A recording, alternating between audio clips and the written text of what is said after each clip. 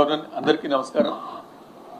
గౌరవనీయులు రాష్ట్ర BC welfare మరియు ట్రాన్స్పోర్ట్ శాఖ మార్చులు శ్రీ పొన్నం ప్రభాకర్ గారు, గౌరవనీయులు Shri Vakiti Srihari minister for animal husbandry మరియు స్పోర్ట్స్ వారికి, మరియు గౌరవనీయులు ఎమ్మెల్సీ శ్రీ మహేష్ గౌడ్ గారికి, మరియు నా colleagues finance secretary, principal finance secretary Sandeep Sultania గారు, ఆ తర్వాత సెక్రటరీ ప్లానింగ్ గౌరవ్ ఉప్పల్ గారు, మరియు ఈ అత్యవసరంగా ఏర్పాటు చేసినటువంటి ప్రెస్ మీట్కి చేసినటువంటి పాత్రికేయ మిత్రులందరికీ కూడా నమస్కారం.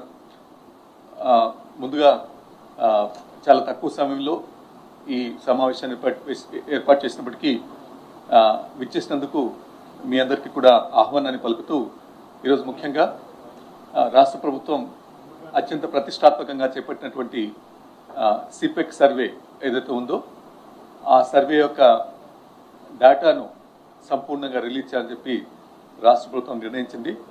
మరి దీనికి సంబంధించిన వివరాలు గౌరవ మంత్రివర్యులు మరియు ఎమ్మెల్సీ గారు తమరికి తెలియజేస్తారు. అందరికీ నమస్కారం.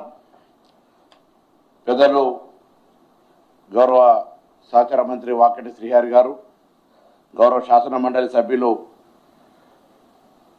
మహేష్ కుమార్ గౌడ్ గారు, చీఫ్ సెక్రటరీ రామకృష్ణారావు గారు, ఆర్థిక శాఖ ముఖ్య కార్యదర్శి సందీప్ సుల్తానియా గారు, అదేవిధంగా గౌరవ ఉప్పల్ గారు, ఈరోజు తెలంగాణ ప్రభుత్వం ప్రతిష్టాత్మకంగా రాహుల్ గాంధీ గారి ఆలోచన మేరకు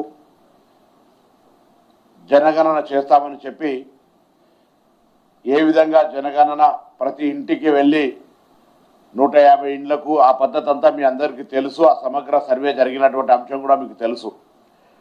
ఆ సర్వే సందర్భంగా మరి ఫిబ్రవరి 4 నాడు క్యాబినెట్ డిసిషన్ తీసుకుంటే, ఫిబ్రవరి 16, 24 నాడు శాసనసభ ఏకగ్రీవంగా తీర్మానం చేయడం కానీ, దాదాపు 1,12,36,849 కుటుంబాలను, దాదాపు 97.10% సర్వే చేసినటువంటి సందర్భంలో 3,55,50,759 జనాభా వివరాలను వాళ్ళ స్వయంగా సంతకం పెట్టి ఇచ్చినటువంటి సెల్ఫ్ డిక్లరేషన్ ప్రకారంగా వచ్చిన సమాచారం మేరకు ప్రతి 150 ఇండ్లకు దాదాపు 1,03,000 మంది ఎమ్యునరేటర్లను, 76,000 మంది డాటా ఎంట్రీ ఆపరేటర్ల ద్వారా తెలంగాణ ప్లానింగ్ డిపార్ట్మెంట్ ఆధ్వర్యం లోపల ఈ ప్రక్రియ అంతా కూడా 57 ప్రశ్నలతోటి, దానికి అనుబంధంగా మొత్తం 75 ఫీల్డ్స్ తోటి కులము, మతము, విద్య, ఉపాధి, భూమి, ఆస్తులు,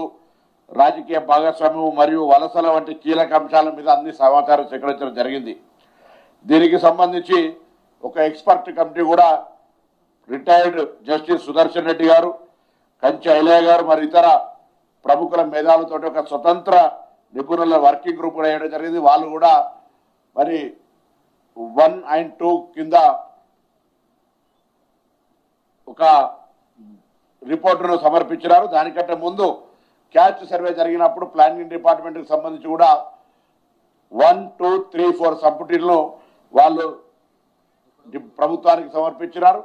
ఇటీవల క్యాబినెట్లో కూడా చర్చకు వచ్చి దానికి సంబంధించిన సబ్ కమిటీ, దాని తర్వాత సబ్ కమిటీ సమావేశం కూడా జరగడము, సమావేశంలో దీన్ని పబ్లిక్ డొమైన్లో ఉంచాలి అనేటువంటి నిర్ణయం తీసుకున్న, వివిధ కారణాల వల్ల కొంత ఎన్నికలు వివిధ రాష్ట్రాల్లో పోయేటువంటి అంశం మీద దాని ఉంచలేకపోయినా, ఈరోజు దేశవ్యాప్తంగా జరుగుతున్నటువంటి పరిణామాలు, దేశంలో రాజకీయ పరంగా డిలిమిటేషన్, రిజర్వేషన్లకు సంబంధించి మహిళా రిజర్వేషన్, ఇతరత్ర బీసీలకు సంబంధించిన అంశం చర్చకు వస్తున్నప్పుడు తెలంగాణ ప్రభుత్వం ఇంత పారదర్శకంగా క్షేత్రస్థాయిలో దాదాపు 1,03,000 మంది ప్రభుత్వ ఉద్యోగుల ద్వారా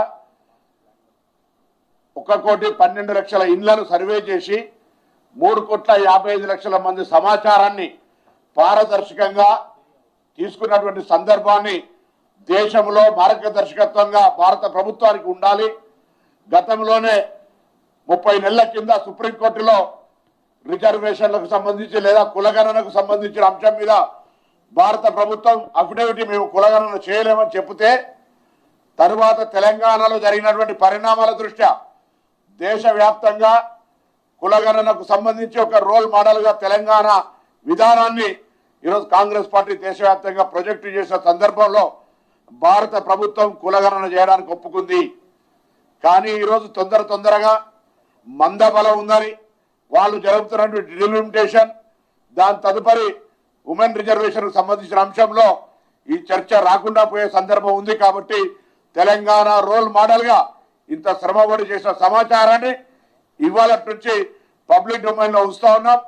అది బుక్ నెంబర్ 1, 2, 3, 4 ఏదైతే సర్వే జరిగిందో దాంతో పాటుగా ఎక్స్పర్ట్ కమిటీ ఇచ్చినటువంటి బుక్ నెంబర్ 1, 2 ద్వారా తెలంగాణ సామాజిక సర్వే ముఖ చిత్రం ఈ రోజు నుంచి తెలంగాణ ప్రజలకే గాక దేశ ప్రజలందరికీ అందుబాటులో ఉంటుంది.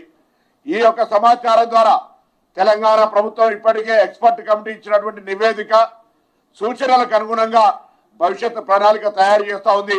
ఏ వర్గంలో వెనుకబాటుతనం ఉంది, వారికి ఏ విధంగా పథకాలు అందించాలనేటువంటి సలహా సూచనల పైన చర్చ జరుగుతున్నటువంటి సందర్భంలో భారత ప్రభుత్వానికి తెలంగాణ చేసినటువంటి ఇంత ప్రక్రియ ఒక మార్గదర్శకత్వంగా ఆదర్శంగా ఉండాలని ఈరోజు ఈ యొక్క కార్యక్రమం తీసుకుంటా ఉన్నాం. ఆనాడు జనాభా నిష్పత్తి ప్రకారంగా బీసీలు 56%, ఎస్సీలు 17.42%, ఎస్టీలు 10.43%, ఓసీలు 15.79% ఉన్నటువంటి సందర్భంలో దాదాపు 4% కులం లేదు అనేటువంటిది కూడా చూపెట్టినటువంటి సందర్భంలో మరి ఇవన్నీ కూడా 42 పారామీటర్ల ద్వారా వెనుకబాటుతనాన్ని కొలిచే విధంగా ఈ ప్రక్రియ అంతా జరిగింది.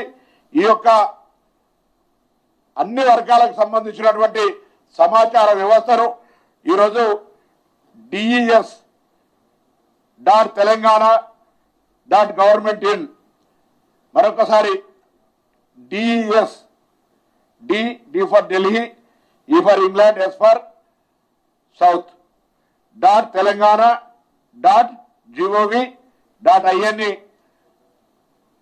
ఇంకా కొద్దిసేపట్లో తెలంగాణ ప్రజలందరికీ సర్వే, దాని యొక్క సర్వేకు సంబంధించినటువంటి ఎక్స్పర్ట్ కమిటీ నివేదిక, తద్వారా ప్రభుత్వం ఏ విధమైన ఆలోచనతో ఉందో అనేటువంటిది తెలంగాణ ప్రజల ద్వారా భారత ప్రభుత్వం పైన ఈ సమాచారం ద్వారా మరి ఒక ప్రభావితం కావడానికి ఒక రోల్ మోడల్గా తెలంగాణ ఆదర్శంగా ఉండాలనేటువంటి ఆలోచనతో ఈరోజు ప్రభుత్వం మరి సబ్ కమిటీ కానీ మా మంత్రిమండలి కానీ పార్టీ తరఫున అందరం కూడా సమిష్టి నిర్ణయం తీసుకొని ఈ యొక్క డాటా అంతా కూడా పబ్లిక్ డొమైన్లో ఉంచడం జరుగుతుంది. దీన్ని అన్ని రాజకీయ పార్టీలు, అన్ని కుల సంఘాలు అందరూ కూడా మరి ఈ యొక్క డాటాను స్వీకరించి భవిష్యత్తులో ఏ విధంగా వెనుకబాటుతనం ఉందో దాన్ని తొలగించడానికి వారి యొక్క సలహా సూచనలు కూడా ఈ ప్రభుత్వం స్వీకరించడానికి సిద్ధంగా ఉంది. తప్పకుండా ఈ డాటా మీ సలహా సూచనలకు ఒక ఇన్ఫర్మేషన్గా ఉంటుంది. ఇది ప్రభుత్వం ఎక్కడ కూడా ఎటువంటి చిన్న పొరపాటు లేకుండా క్షేత్రస్థాయిలో ప్రణాళికాబద్ధంగా ప్లానింగ్ డిపార్ట్మెంట్ నుంచి 1,03,000 మంది ప్రభుత్వ ఉద్యోగుల ద్వారా చేపట్టినటువంటి సమాచారం ఈ రోజు కూడా తెలంగాణ ప్రభుత్వం దగ్గర ఎవరికైనా ఎక్కడైనా ఏదైనా ఊరుకు సంబంధించిన అనుమానం ఉంటే అక్కడ ఉండేటటువంటి లెక్క ప్రకారంగా ఏదైనా ఇబ్బంది అనిపించినా ఈ ప్రభుత్వం వారికి పారదర్శకంగా ప్రదర్శించడానికి కూడా సిద్ధంగా ఉన్నాం. కాబట్టి పారదర్శకంగా తెలంగాణ వ్యాప్తంగా జరిగినటువంటి సర్వే మేము శాసనసభలో రాబోయే సభలో కూడా దాన్ని పబ్లిక్ డొమైన్లో అంటే ఇది ఎంటైర్ పబ్లిక్ డొమైన్లో వచ్చింది. సభలో కూడా దానికి సంబంధించినటువంటి చర్చ చేసేటువంటి అవకాశం కూడా భవిష్యత్ ప్రణాళికకు సంబంధించి తీసుకునే విధంగా రేపు రాబోయే పార్లమెంట్, రేపు జరిగే పార్లమెంట్లో కూడా ఇది అన్ని రాజకీయ పార్టీలు తెలంగాణ నుంచి ప్రాతినిధ్యం వహిస్తున్న వాళ్ళు తెలంగాణ రోల్ మోడల్గా భారత ప్రధానమంత్రి కానీ భారత ప్రభుత్వం కానీ ఈ యొక్క కులాల జనగణనకు సంబంధించి న్యాయపరమైన దేశవ్యాప్తంగా న్యాయం జరిగే విధంగా తెలంగాణ యొక్క ఈ సమాచారాన్ని ఆదర్శంగా తీసుకోవాలని కోరుకుంటూ మరి ఈ సమాచారాన్ని తెలంగాణ ప్రజలందరూ కూడా సమగ్రంగా చదివి చర్చించి తెలంగాణ ప్రభుత్వానికి తగు సూచనలు కూడా చేయాల్సిందిగా ఈ సందర్భంగా ప్రభుత్వం పక్షాన్ని విజ్ఞప్తి చేస్తా ఉన్నాం.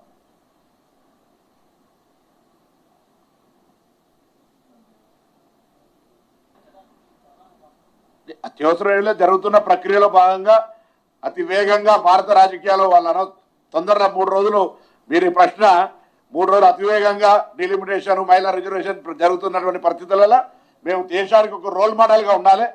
దేశంలో తెలంగాణ చేసిన సర్వే చర్చ మార్గదర్శి కావాలనే ఆలోచనతో మాత్రం చేస్తా ఉన్నాం.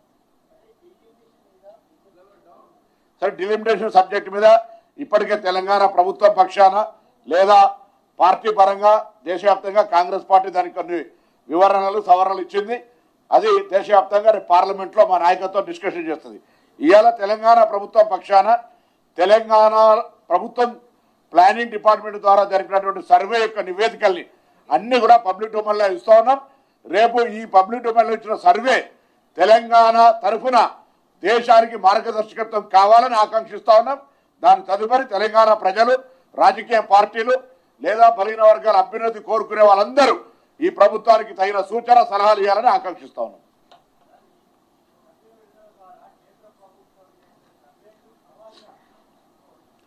సవాల్ ఇప్పుడు మమ్మల్ని ఇట్స్ రోల్ మోడల్, మీరు ఏ లాంగ్వేజ్ చెప్పినా it's role model.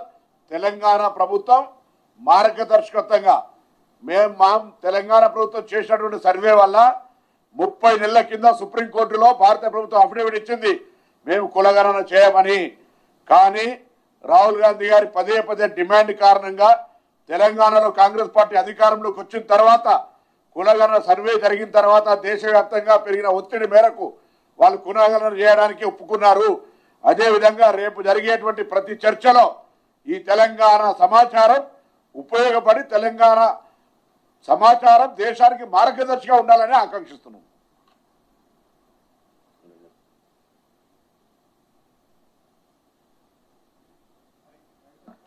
Thank you అన్న.